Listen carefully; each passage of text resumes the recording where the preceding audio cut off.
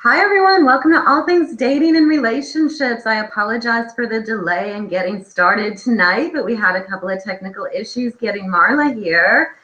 I want to say big welcomes to Marla Martenson for joining us tonight. Thank you, Marla. Hey everybody, thanks Denise, thanks Lisa. And we also have Lisa joining us from Space Coast Singles. Hi Lisa. Hi everybody. So Marla, I've got to say, you have probably the most interesting topic of all of these series that we've done so far. Crystals, chakra, angel readings, matchmaking. Oh my. Hey, I know a lot of what we're going to be talking about tonight is your passion. So do you want to start by just telling us a little bit more about that passion and how you got involved with all of this? Well, the matchmaking. All of it. All of it. I have so many passions. I'm a Gemini, and my husband says, Marla, do you want to go to the moon too? I have so many things I'm interested in. It gets a little overwhelming. But yeah, I've been a matchmaker for 15 years and came into it as a fluke. I fell into it. I had been an actress / waitress for 20 years. And when I was 39, I said, I cannot put on a waitress apron one more time, and was just asking the universe, please bring me something else. I don't know what I'm going to do. I don't have a lot of other skills other than restaurant industry and then acting and stuff. So I said, I don't know what to do. And a friend of my husband's took over the management position at a video dating service called Great Expectations. This was back in like 2001, 2002. And I started working there, still doing some acting on the side. And from there, hopped over to a Beverly Hills matchmaking service and was the head matchmaker for 7 years. And I couldn't give up the creative part.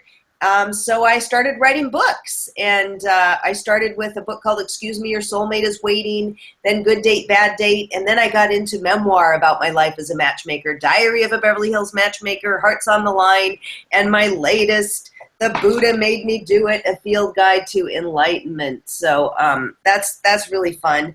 And, you know, matchmaking is really rewarding, but it also has its ups and downs and its challenges, and it can be shallow. You know how human beings, we can be shallow, and when you work with the high-end men, when they're asking for, you know, big boobs and blonde hair, or, you know, a certain age, 20 years younger, or you start to kind of, after 15 years, get, you know, like, is there any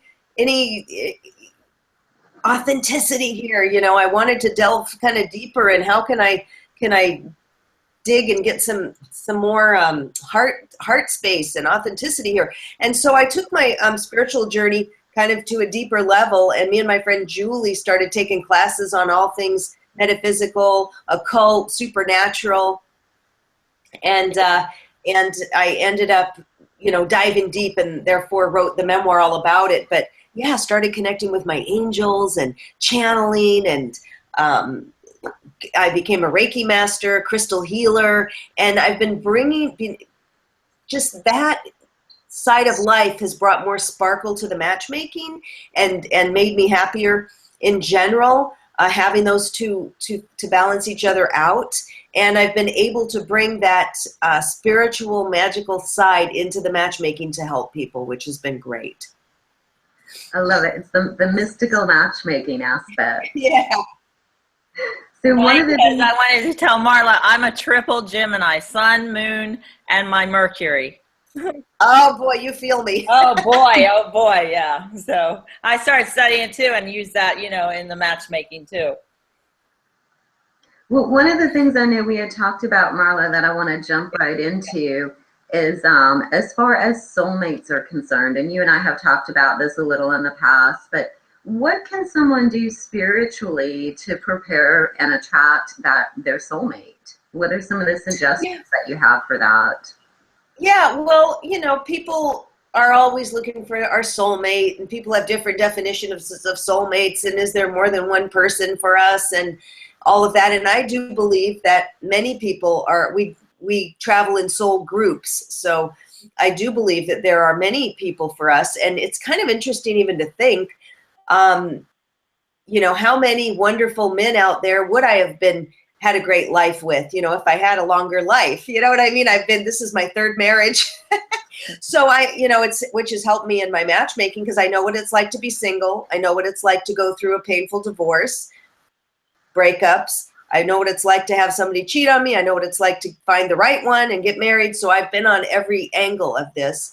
And I've been with my husband, Adolfo, for, am I still on? Mm-hmm. I popped off. Okay. I've been with my husband, Adolfo, for 15 years now. And, you know, soulmates can push you to see some other side of yourself, maybe something you need to work on. It's not all, you know, bed of roses every single minute. So, you know, people kind of have that fairy tale image as well. So I think we come together to work on some things. And so we'll use the word soulmate as like a great life partner. And most people, who doesn't want a great life partner? Even no matter how many times our heart's been broken, we're always willing to jump in there and try it one more time. And I think what I see is all of these divorces and breakups and things that don't last so long in our culture is we need to do some work on ourselves. Are we ready? We're jumping into relationships because somebody looks hot, or because our heart, you know, heart's fluttering, or I can't sleep or eat, it must be the one, or, you know, I just threw up, it's true love. You know how that is. I remember in high school, this blonde guy, captain of the football team, would walk into my English class, and I was, you know, I couldn't breathe. My heart was pounding, and it's like, what's going on? Well, that was hormones. You know, we are animals, basically. And it wasn't, I didn't know anything about this guy. He could have been a serial killer. Who knows, you know, but I was in love with him. So that was just hormones in nature. So if we can kind of calm down and get to know someone and find out, is that a good fit, instead of jumping in. Some people will really jump into relationships too soon, before they really know someone. And then we want to do the work on ourselves. Are we ready? Are we still bitter about that last husband or boyfriend? I'm sure you ladies hear people tell you, oh, I went on a date with somebody and it felt like we were on a therapy session. All they did was talk about their ex. All they did was talk about the problems.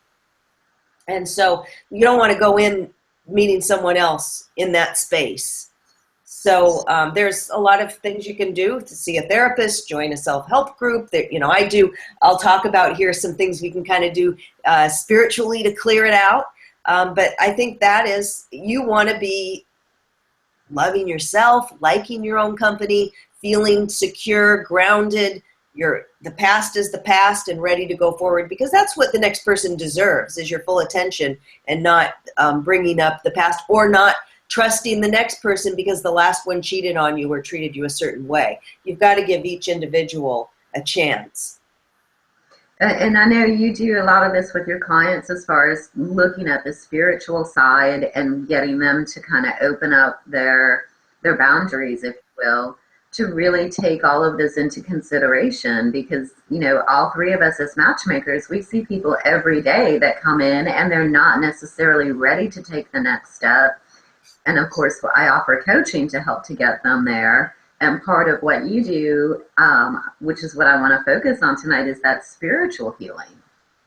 Yeah, you know, I'll give you a great example. I was so thrilled to meld this together. It just kind of came together. There was a woman in her late 50s that came to me. She had never been married. She so wanted to be with someone. She was smart, had a great job, attractive.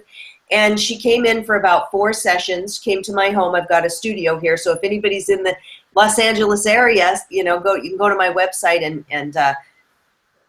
make an appointment to come and have a session with me. We cleared out, we used the crystals and the Reiki and cleared out old stagnant energy, worked a lot on the heart chakra, worked a lot on self-worth. And we even I gave her some angel readings. The angels gave her some advice, which she took, which was so great. I know that sounds really woo-woo. Not everybody's going to be open to that. A lot of the men won't, but I know women tend to be more excited about this stuff.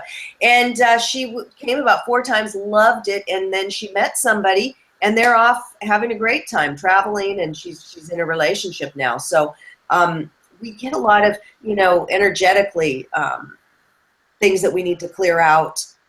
Because we are energy. I mean, we look like real solid here, but we're energy. Then we've got our energetic field, chakras and all this intricate energetic system here. And we can use different things like, for instance, a great crystal to use if you want to get a necklace or a bracelet, or maybe this is a big piece of rose quartz. And that's wonderful for bringing in self-love or love in general. You know what I use? This is fantastic. I bought this. If anybody wants to email me, I can tell you where. I'm blanking out right now. You can hear I have a bad cold, so my head's a little fuzzy. But look at this thing. It's like this pod. There's a screwable pod of gems that goes in this water bottle, and it's got the amethyst, rose quartz, and clear quartz. And I charge that with my Reiki, and you can charge it with intention, and you drink the water. So that's a crystal infusion there, which is kind of cool. Very and neat. yeah, and then I like, malachite, this beautiful green crystal is great to clear away heartache and let you be open for new love. And then a beautiful, happy, joyful stone is citrine. And that's just great self-esteem and confidence. It's also the merchant stone. So put it in your cash register or near where you do your work to bring in money, which is great.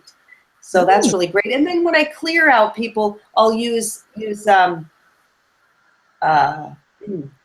is, I'm going to blank out now, this beautiful angelic selenite, which is really angelic, and that clears out stagnant energy. You also want to clear your space. I love this because me and my husband, I'm married to a spicy Latin man, and sometimes we're like Lucy and Ricky, and we kind of, go at it. And it's like, I need to clear this space of all this negativity and arguments. So I'll take some sage and I'll burn it and waft it around. If you don't have sage, you can use a rattle. I bought this beautiful pink drum. You can take a drum and go all around the house with that. And if you don't have anything, or a bell. Bell clears it, or just clap your hands. And do that in the corners, the closet, and in every room. And you want to dissipate that stagnant energy. And I love doing that if you move into a new house. Somebody's been sick, you've had an argument, maybe it's a frustrating day. I like to clear the house on a regular basis, especially my workspace. Right. And so these are all things that you've learned throughout your personal journey that have actually not only helped you, but you've brought into your matchmaking practice.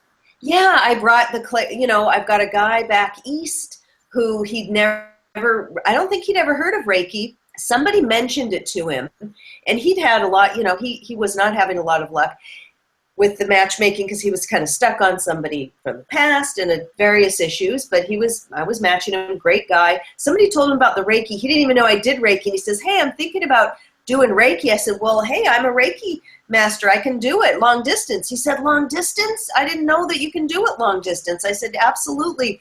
Energy, there's no space and time in energy. And so he purchased an hour with me, and I did some clearing and Reiki healing on him, and had him lay down where he was and did the session.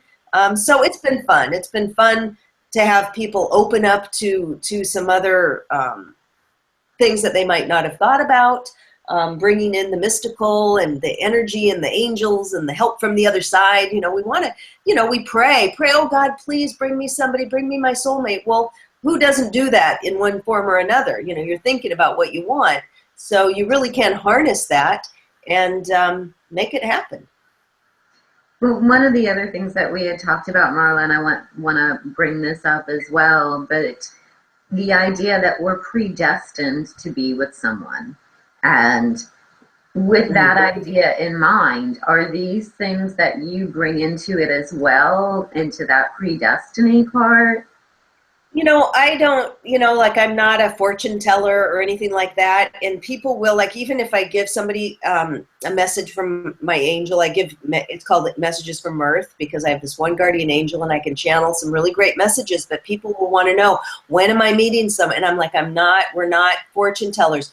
What she'll do is give a message of what you need to know right now, maybe about your life, what you need to do with your health, what's coming around, but not because we all have free will.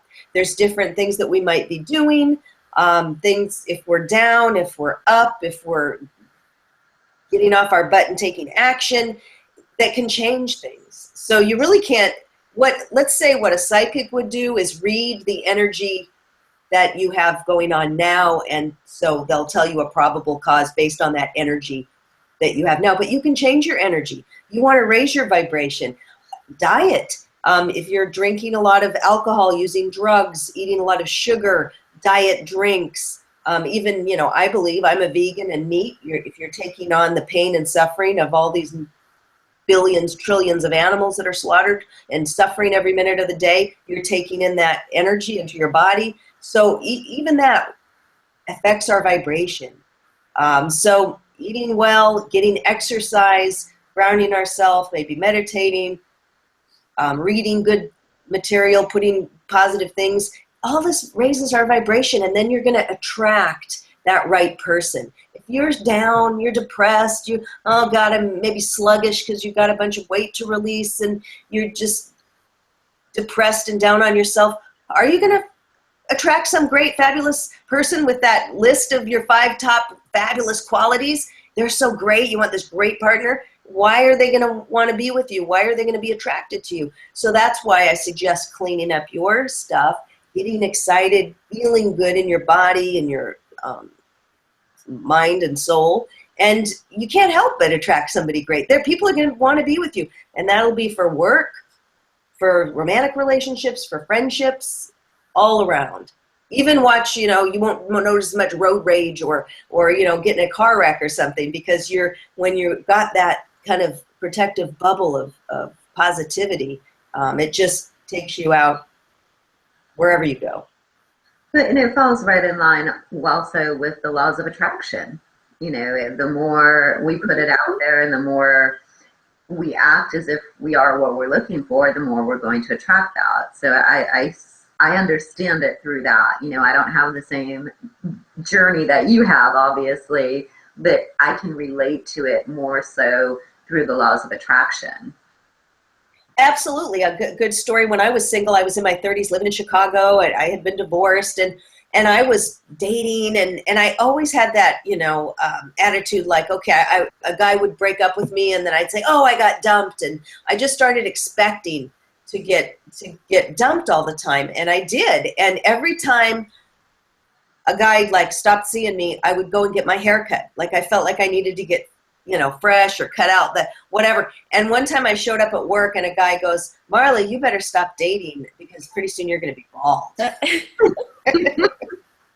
it's funny, I did that. I was putting that out. I was so negative, and I could not, all I did was date jerks because that's what I was attracting.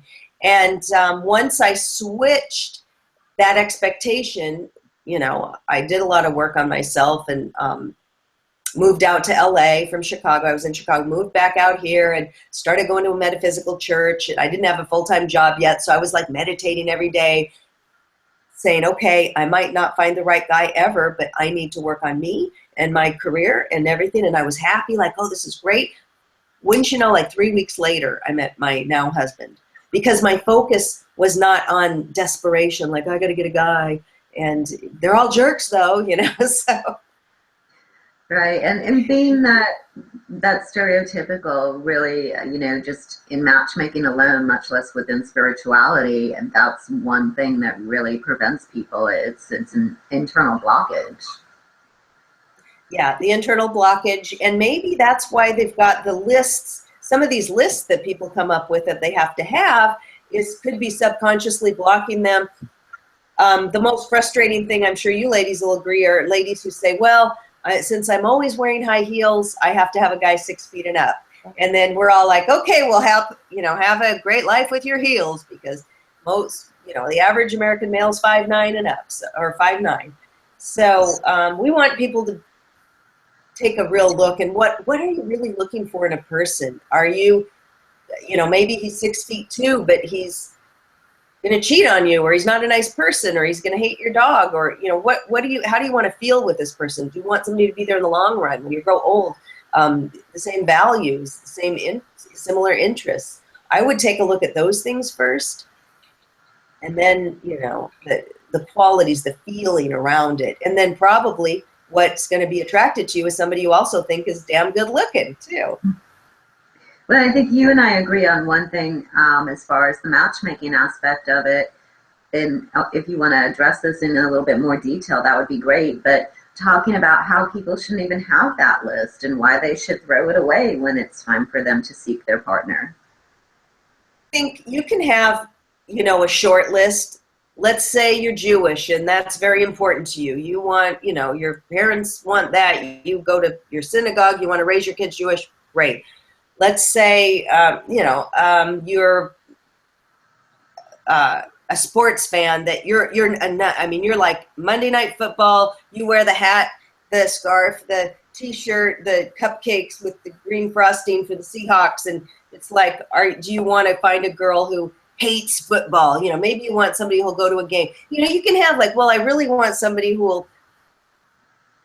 you know, from this background or who wants kids, doesn't have kids.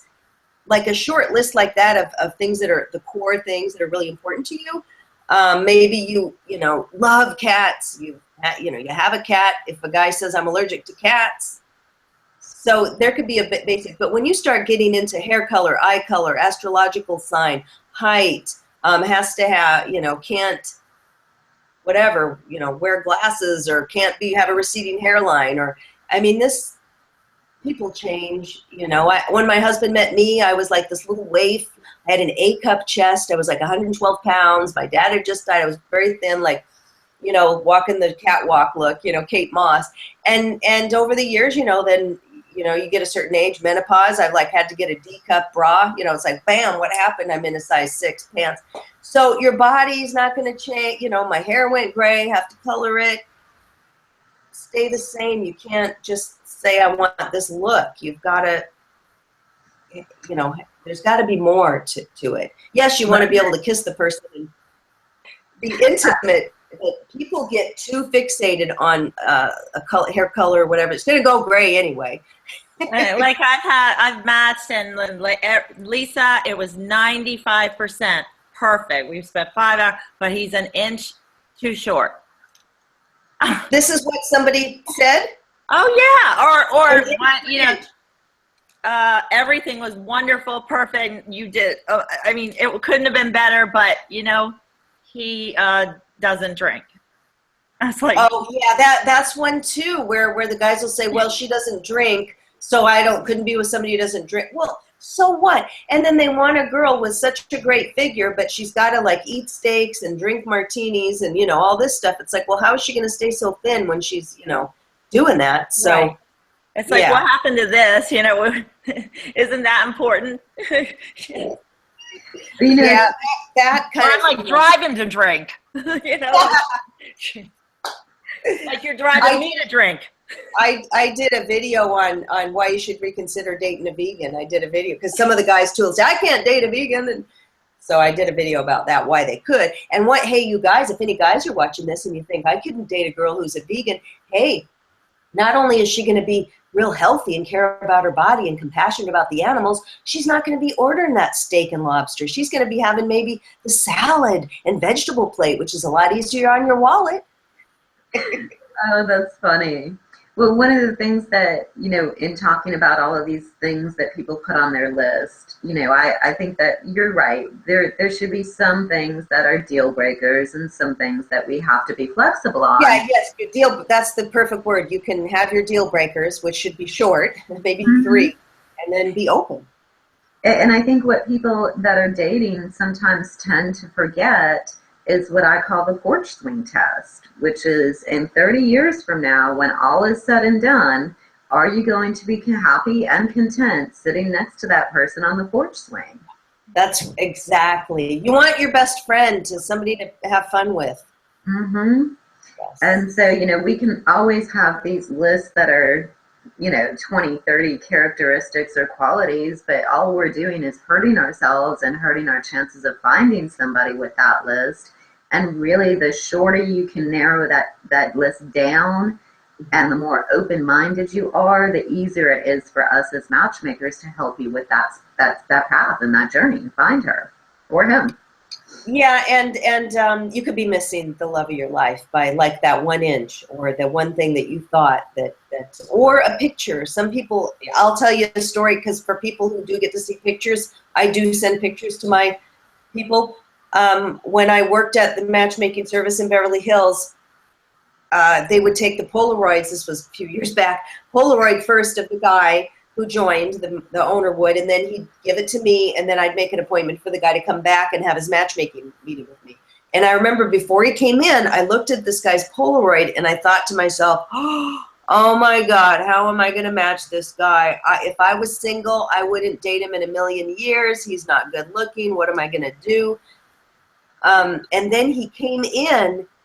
He was so sexy. He was so fabulous. He dressed impeccably. He smelled good. He had a great personality. He had me laughing. He was brilliant.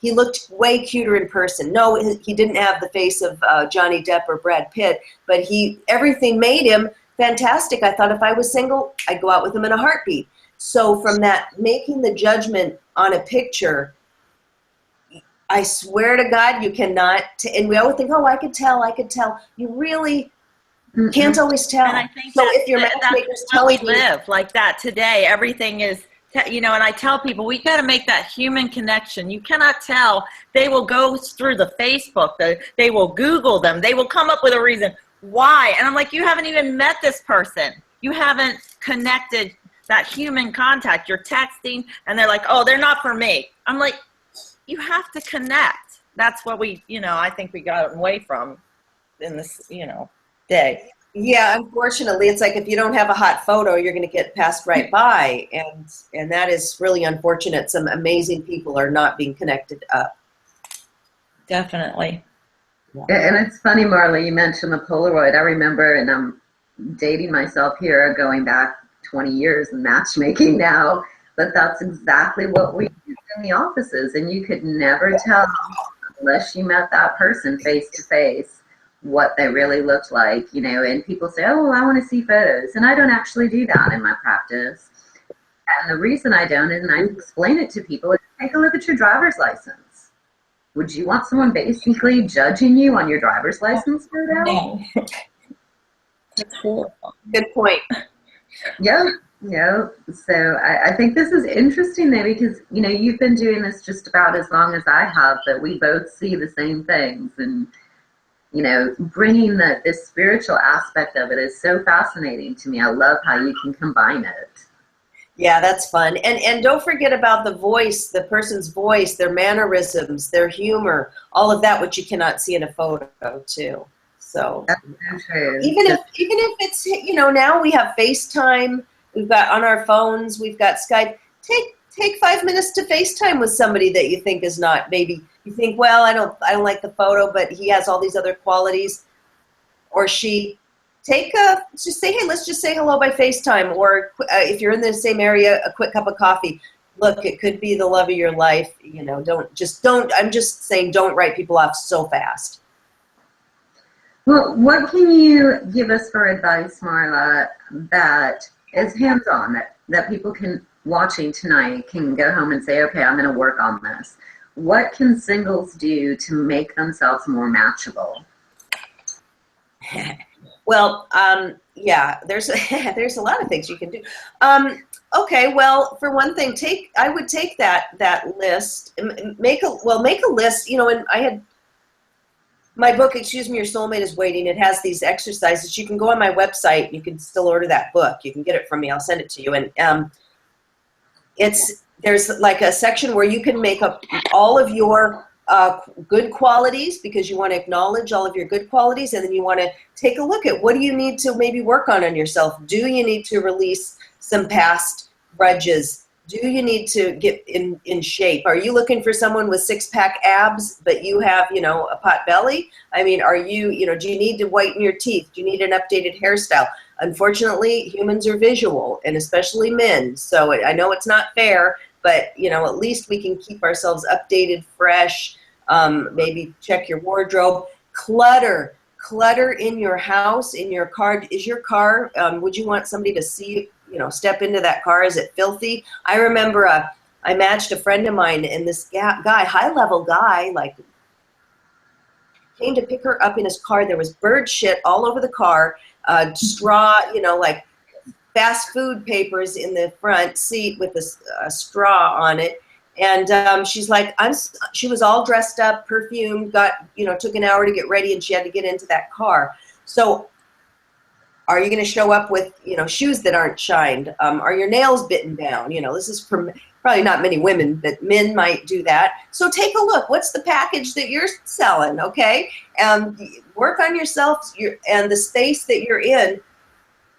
Just like I said, clear it. Clear out any clutter. If you need to go through your closets, you want to open those channels for new things to come in your life.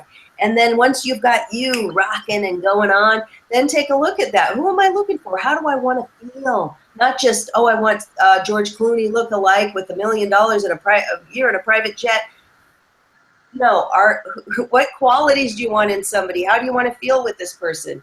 Because there's a lot of weird people out there, right? There's a lot of criminals out there. There's a lot of date rapers. There's hackers. There's, just think of it. All the people that were like, ooh, background check, that's scary. We lock our doors. Unfortunately, there's a lot of creeps out there. So we want to be safe. So, we want to focus more on character. That's what my point is here. We want a good man, a good woman. And so focus on that. Whittle down your list to the must-haves there for, whatever reason. And then open yourself up and, hey, universe, I'm ready. Bring it on. And, you can hire a matchmaker. You can get on some sites. Get out there. They're not going to come knocking on your door. So you want to show the universe you're serious. I'm open. But not with that desperate energy. You want to be grounded and happy with your life. But get out there and meet people. And you'll be calling me and letting me know. Invite me to your wedding. But I think that the number one thing that really applies to everyone is to actually take action, to stop thinking about it, stop procrastinating, and do something. Do one thing each day that will help to bring you closer to finding that person. Because by taking action, you're actually starting that snowball effect. And it's the inaction, yes, I believe, keeps people single for much too long. Right. Yeah, you get in that, listen, it's easy to just want to stay home with your dog and watch another rerun of Seinfeld.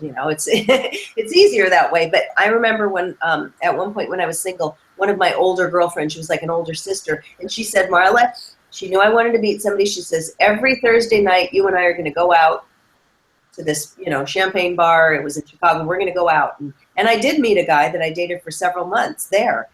So, it's just kind of getting out and always have your business cards. You might meet somebody for business that way too. It's just good. It's good. I know the dating sites can get a little daunting. Sometimes you get a little burned out. So if you need to take a break, take a break. And I think the biggest thing I see are the pictures that people send me of themselves. Take a look at that if you need to get some help with a professional, somebody that can help you with your dating profile, because we see ourselves, don't you ladies think this? We see ourselves so different. Mm-hmm. The great pictures that people send me, they think so great of themselves, are terrible. And they're not, and they're good looking people, right? But they're with hats or glasses or side views or selfies that, with the lips out or weird, I don't know. Or they're doing karaoke to a cover tune, and I'm like, do not do that. Do not do that. Call me. So we have a more objective view, and we can, say, go through your pictures with you. Well, what is the biggest thing that you could leave our viewers with tonight, Marla? What is the biggest point you want to drive home? I think, well, for me, it all comes down to self-love and loving the life you have already, because I know a lot of people, I was in this, space before where you're kind of, you really want to be with somebody, especially these times where, the terrorism or the climate of society, sometimes you feel you want somebody there with you to go through life with. And so we don't want to put that desperation out, and we want to be happy with ourselves. Women, I still see sometimes kind of like, I'm looking for a guy to take care of me. Get your own life going. Get something, you're smart. get something going for yourself. And that's more sexy to a guy when he sees a woman who has some interests, who has, even if it's volunteering at a shelter or something that you can really talk about, but something that excites you and like your own life. I think that's your starting point, because when we're coming at looking for a partner to improve our life, that's a big burden to put on somebody. And I think it's like, oh, what, like, you complete me, like that movie, was that with Tom Cruise? You complete me. No, we've got to be a complete person first, and then we're going to have two complete people coming together and having a great life together. Don't drag that person, put that responsibility on somebody to make your life better. Great when you're happy and then you find a wonderful soulmate. And that's I love it. my story, and I'm sticking to it. Thank you so much, Marla. You have such interesting things going on with your matchmaking. I'm fascinated by all of it. Well, so do you. So you've been coming up with some wonderful creative things in your business. So keep it up. And thanks to anybody who saw this. Thank you for Yes. Lisa, do you have any questions for Marla while we have her for a few minutes? I guess, Marla, is it's frustrating because keeping people realistic, and it's just like I was saying, you're like, I've had men that are saying, I want someone childbearing age. I'm like, no, that's not going to happen. You're 60s, it's just not, get that out of your head. So keeping them realistic without, doing any damage, that's my biggest thing, is trying to make people realize that, you have to, like, shorten the list, I think Go ahead, Denise. I was going to say, Lisa, one of the things that I always do with my clients very specifically in every single screening interview that I do is I allow them to ask for something as long as they can offer it. And if they can't offer it in return, they can't ask for it. I love that. Well, it's very realistic. If somebody's like 20, 30 pounds overweight and they want a skinny mini, then they need to go lose those 20, 30 pounds. If somebody wants someone who's got a lot of money, well, they need to go out and make a lot of money themselves. So my rule of thumb in general has always been and will always be, if you can't offer it, you can't ask for it. Yeah, and what do you think, with women, even though we're supposedly equal to men, women still want men who make more money than themselves a lot of times. And that goes back to caveman days where we want to be protected. And if you have kids, you want to know that the husband can provide and protect. So even when I meet women who make a lot of money, maybe they even make, let's say, $250,000 a year, they still want a guy who makes a lot more than them. Well, I think that there's other ways that you can balance that. It's your financial worth is not just your checkbook. Your value as a person is not just financial. So if there's other things that person brings to the table, whether it's their contributions to the community, their educational background, there's other things that you can look at to balance out numbers, if you will. But for the most part, I hold up that mirror and say, okay, here, what do you see? What can you offer? Well, it's interesting. I work with, Lisa, you were asking, I work with the high-end men, and they're multimillionaires, sometimes billionaires. And boy, if all the women could have the self-esteem of the men, they can look any way. And most of my clients are nice-looking guys, but a man, you can see they can look any way, but they still think that they deserve a supermodel 20 years younger. It's fascinating. And I'm always like, what? And I do have a couple guys now who are 155, 162, and they still want kids. Well, it's a challenge for a matchmaker. And sometimes I wonder if they say, I want a kid just to be able to date that younger woman. But that youth thing, it is interesting. I get, as a woman, I take offense to it. It ruffles my feathers that, hey, why do men think that us women want to date you old farts? The guys that only 30 years younger, but you wouldn't date a woman your own age. What's wrong with, how dare you, Yeah, I'm gonna call my Why would you date a 23-year-old. woman 20 years younger than you? What, you wouldn't do that? Why should we? So yeah, Exactly. it's frustrating, but you can't, it's like we're going uphill, where you can't get around it. That's the way they're wired. So Yes. Well, Marla, I know you had mentioned earlier talking to me about giving away a free gift to our viewers. Do you want to tell us a little bit about that while we have a few minutes? Oh yeah, and if you guys go to my website, marlamartenson.com, should we put it here? Is it going to be there? It's not on that chat. I'll throw it on the actual landing page, though. Okay, there's a, marlamartenson.com, and if you sign up for my newsletter, you get a weekly newsletter with great tips, sometimes contests, crystal of the week, and you get to download a free guided self-love meditation that I made in the studio, which is beautiful. So go and download that for free. And then anybody who purchases the Buddha Made Me Do It on Amazon, email me your receipt, and I will send you a free angel reading. Yes. Message from Mirth, which is, and the first one you're going to get. My email is my name, Marla Martenson @mac.com. It's all on my website, so go to my website and you'll find all that. And yeah, from my website, all of Marla's information is right above the video here. So I think your first free angel reading is probably going to come from Lisa. Yes. Yay! I love doing those angel readings. That's been a lot of fun. Nice. I love it. Well, is there anything else you ladies want to add before we cut it tonight?